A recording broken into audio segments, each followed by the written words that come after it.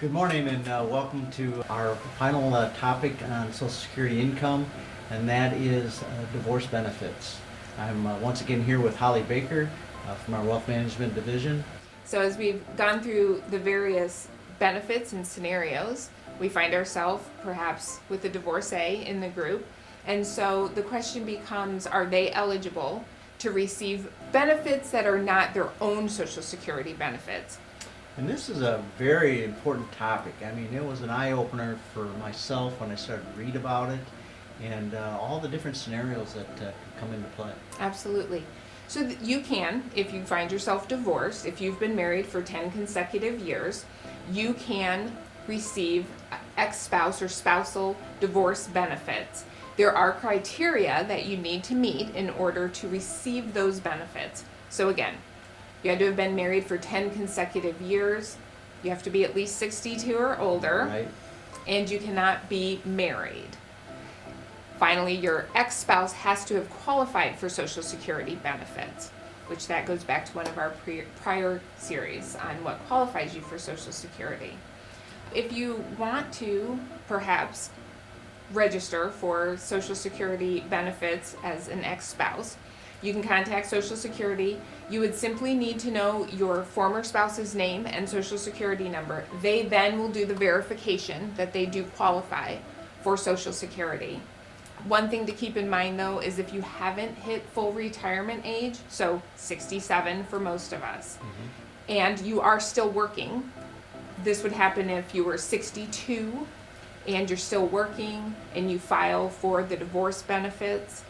That has an earnings limit, just as Social Security does. So something to keep in mind and have a conversation with your financial advisor. Now, does it impact the spouse, your divorced spouse? Great question. No, it does not. It does not. It does not. And one thing to keep in mind, so when we say it does not, a perfect example would be there could be an individual who's been married twice, divorced, so they were married more than 10 years divorced, and each one of their ex-spouses can file and receive the benefit under Social Security, and it does not impact that individual that they're receiving that benefit.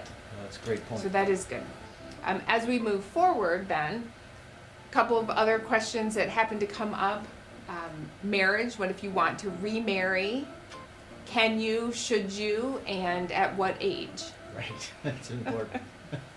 Another thing I wasn't aware of. So, we already talked about it does not dilute your former spouse's Social Security benefit, so that is nice. If you remarry before 60, so you've been married for 10 years, you divorce, you fall in love again and you want to get remarried, but you do it before 60, you do lose that benefit. So you want to make sure and marry after 60. Exactly. If you marry someone with a lot of cash at the beginning. If you get the proposal at 58, have a long engagement. Wait until you're 60. I like that. Then you get married. You do forfeit the spousal benefit off of your ex-spouse, but you perhaps get to keep the benefit, the survivor benefit off of your ex-spouse. And so that is important to know, because unfortunately then if your new current spouse passes, you might need to take the survivor benefit, and that might be, you're going to look to see whose spousal benefit or survivor benefit is greater. Let's take a quick look at a case study. And of course, again, married for 10 years.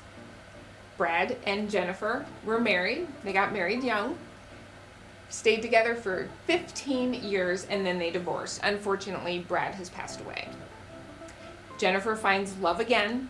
This time she's only 45, and she marries Justin. They too are married for 10 years, but it ends. They divorce. Justin is still alive. What are Jennifer's options now that she is single? So Jennifer could receive her own retirement benefit. She could receive a survivor benefit from Brad, or she could receive a spousal or survivor benefit from Justin after Justin passes. Now, you have to make that decision on your own, or will Social Security say, hey, this is the highest one out of the three, and this is the one you're going to? So, in theory, Social Security would provide you with the highest benefit. However, the best course of action really is to speak with your financial advisor to make sure that they're helping you get the correct information to Social Security. So when you call, specifically if you're dealing with a divorce benefit or a survivor benefit, to have Social Security know under which Social Security to look for to get you the best benefit. We've talked about divorce benefits, but there are, of course, many other options that we haven't discussed. And the question becomes, when you go in to see your financial advisor and you're talking about different claiming options, we know there are a lot of things to consider. And so we wanted to provide you with just a few questions to think about when you go in and you're meeting with your advisor. How long will I work is one of the questions that will always come up. What is my rate of withdrawal? And that could be with respect to my Social Security or my other assets. And then what is my life expectancy or my combined life expectancy if I'm married? Right. I mean, we do, look at as a single individual and a married individual, and both scenarios are right. very different.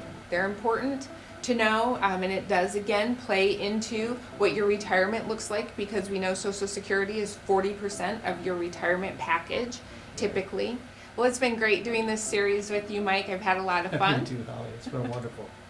Thank you, everyone, for tuning in. If you have any questions, please don't hesitate to contact one of us in Wealth Management. Have a great day. Thank you.